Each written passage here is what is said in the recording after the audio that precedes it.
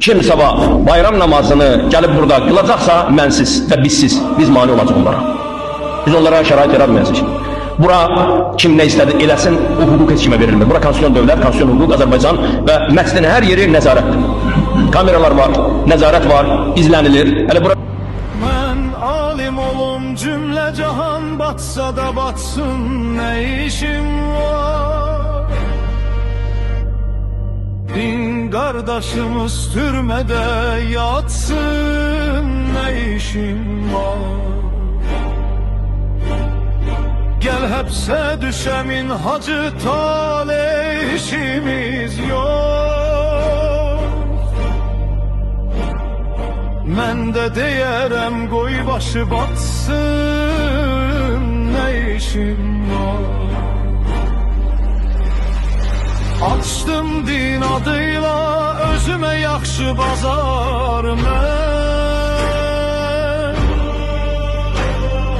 Lay lay deyərəm çoxları yatsın, nə işim var? Mələkçə gedib daşlamışam, şeytanı qaçsın bizə gəlsin. Gəl kim Yezidə atsa daşı qoymaram atsın, nə işim var? 5 günlük hayattı bu hayat, sende yiyip yar.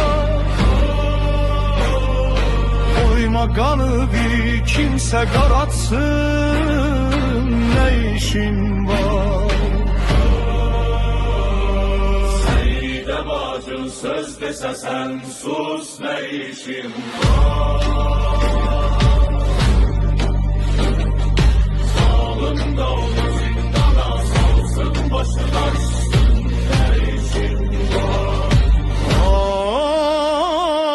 At peysere bak görsene gel, sen bata battın.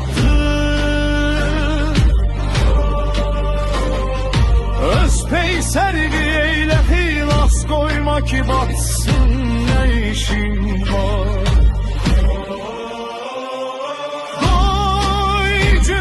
Cahan batsa da batsın, ne işim var?